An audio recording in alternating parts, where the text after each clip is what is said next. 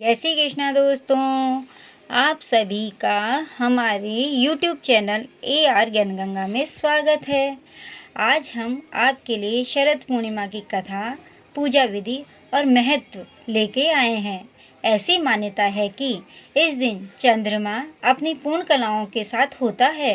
पौराणिक कथाओं के अनुसार समुद्र मंथन के दौरान शरद पूर्णिमा के दिन माँ लक्ष्मी प्रकट हुई हैं। ऐसा माना जाता है कि इस दिन माँ लक्ष्मी धरती पर आती हैं और अपने भक्तों पर कृपा बरसाती हैं। शरद पूर्णिमा की कथा, पूजा विधि और महत्व। शरद पूर्णिमा का महत्व इस प्रकार है। शरद पूर्णिमा को कोजागरी पूर्णिमा, कौमुदी व्रत जैसे नामों से भी जाना जाता है। ऐसा कहा जाता है कि इस दिन माँ लक्ष्मी का जन्म हुआ था, इसलिए देश के कई हिस्सों में इस दिन माँ लक्ष्मी की पूजा अर्चना की जाती है। इस तिथि को धनदायक माना जाता है। कहा जाता है कि इस दिन माँ लक्ष्मी धरती पर आती हैं और चंद्रमा इस दिन अपनी 16 कलाओं से पूर्ण होता है। ऐसा माना जाता है कि इस दिन चंद्रमा की किरणों से अमृत की बरसात होती है और इस दिन ये भी माना जाता है कि इस दिन हमें तुलसी के पौधे की पूजा करनी चाहिए। तुलसी के पौधे में माँ लक्ष्मी जी और विष्णु भगवान का ध्यान कर पूरी विधि विधान से हमें पूजा अर्चना करनी चाहिए, जिससे कि हमें माँ लक्ष्मी और विष्णु भगवान की कृपा मिलती है।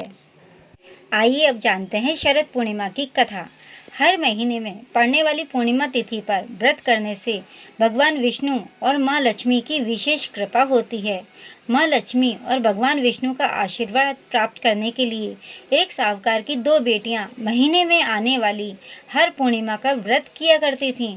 इन दोनों बेटियों ने में बड़ी बेटी पूर्णिमा का व्रत पूरे विधि विधान से किया करती थी, जबकि छोटी बेटी व्रत तो करती थी लेकिन नियमों में उस तरह से पालन नहीं करती थी जिस तरीके से बड़ी बेटी करती थी। नियमों का आडंबर मानकर उनकी अनदेखी करती थी। जैसे ही दोनों बेटियां बड़ी हुई, साहूकार ने दोनों बेटियों का विवाह कर दिया। बड़ी बेटी के घर समय पर स्वस्थ संतान का जन्म हुआ। छोटी बेटी को भी संतान हुई, लेकिन उसकी संतान जन्म लेते ही दम तोड़ देती थी, जबकि उसके साथ ऐसा 2 से 3 बार हो गया। तो उसने एक ब्राह्मण को बुलाकर अपनी पूरी व्यथा सुनाई, साथ ही इसका उपाय बताने के लिए भी कहा। उसकी सारी बात सुनकर और कुछ प्रश्न पूछने के बाद ब्राह्मण ने उससे कहा कि तुम पूर्णिमा का व्रत का अधूरा व्रत करती हो, इस कारण तुम्हें व्रत का पूरा फल नहीं मिल रहा है और तुम्हें अधूरे व्रत का दोष लगता है। ब्राह्मण की बात सुनकर छोटी बेटी ने पूर्णिमा व्रत पूरे विधि विधान से करने का निर्णय लिया, लेकिन पूर्णिमा आने से पहले ही उसके ने एक बेटे को जन्म दिया। जन्म लेते ही बेटे की मृत्यु हो गई।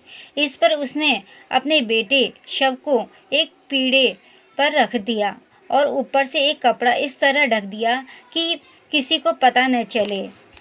फिर उसने अपनी बड़ी बहन को बुलाया और बैठने के लिए वही पीढ़ा दे दिया। जैसे ही बड़ी बहन उस पीढ़े पर बैठने लगी, उसके लहंगे की किनारी बच्चे को छू गई और वह जीवित होकर तुरंत रोने लगा। इस पर बड़ी बहन पहले तो डर गई और फिर छोटी बहन पर क्रोधित होकर उसे डांटने लगी कि क्या तुम मुझे पर बच्चे की हत्या का दोष और कलंक लगाना चाहती हो? मेरे बैठने से यह बच्चा मर जाता तो? इस पर छोटी बहन ने उत्तर दिया, यह बच्चा मरा हुआ तो पहले से ही था दीदी, तुम्हारे तप और स्पर्श के कारण तो यह जीवित हो गया।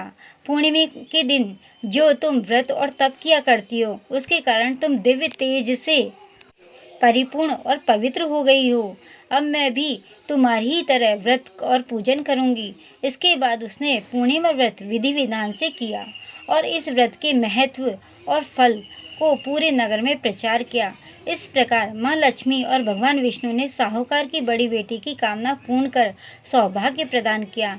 वैसे ही हमें भी कृपा करना और हमें भी सौभाग्य प्रदान करना माता।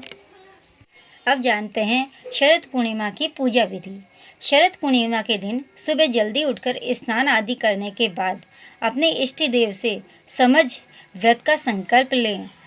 ध्यान रखें कि पूजा के स्थान को अच्छे से साफ कर लें।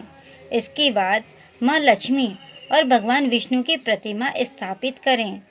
इसके बाद मूर्तियों को कुश के आसन पर रखकर जल से पवित्र कर लें। इसके बाद उन्हें गंध, अक्षत, पुष्प, धूप, दीप, नैवेद्य, तांबूल, सुपारी और दक्षिणा आदि समर्पित करें। इसके बाद पूजा और व्रत का संकल्प दोहराएं। संकल्प दोहराने के बाद भगवान की प्रतिमा के सामने शुद्ध घी का दीपक जलाएं। साथ ही माता पार्वती और भगवान विष्णु को सफ़ेद या पीले रंग की मिठाई से भोग लगाएं। साथ ही उन्हें लाल और पीले रंग के फूल अर्पित करें। शाम के समय चंद्रमा निकलने पर मिट्टी के 100 दिए या अपने सामर्थ्य के अनुसार दिए गाय के शुद्ध घी से जलावें। साथ ही रात के समय छोटे बर्तनों में खीर रखकर उसे चंद्रमा की रोशनी में किसी चलनी से ढककर रख दें। अगले दिन ब्रह्म मुहूर्त में स्नान आदि करने के बाद लक्ष्मी को खीर अर्पित करें और फिर प्रसाद के रूप में परिवार के सभी लोगों के साथ खीर का भोग ग्रहण करें। ऐसा माना जाता है कि शरद पूर्णिमा के दिन रात को जो हम खीर का प्रसाद सूर्य चंद्रमा की रोशनी में रखते हैं, वो प्रसाद सभी रोगों का नाश करने वाला औषधि के रूप में कार्य करता है। इसलिए हमें सुबह उस प्रसाद को ग्रहण करना चाहिए, जिससे कि हमारा शरीर निरोगी काया हो जाए। अगर आपसे कुछ भी ना बन पाए तो शरद पूर्णिमा के दिन हमें तुलसी के पौधे में भगवान विष्णु और लक्ष्मी जी का ध्यान करके पूरे विधि विधान से पूरी सामग्री लेकर उनकी पूजा अर्चना करनी चाहिए और खीर का प्रसाद का भोग लगाकर और उसे चंद्रमा की रोशनी में रख देना चाहिए और सुबह उस प्रसाद को भगवान को भोग लगा के उसको अर्पण करना चाहिए और उसके बाद हमें भी ग्रहण करना चाहिए, जिससे कि हमारे रोगों की मुक्ति हो सके।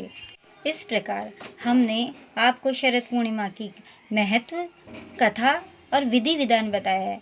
आप भी शरद पूर्णिमा का व्रत करें और उसको कथा को सुनें और विधि विधान से पूजा करें और उसका लाभ उठाएं, जिससे कि आपको भी निरोगी काया हो और फलों की प्राप्ति हो सके।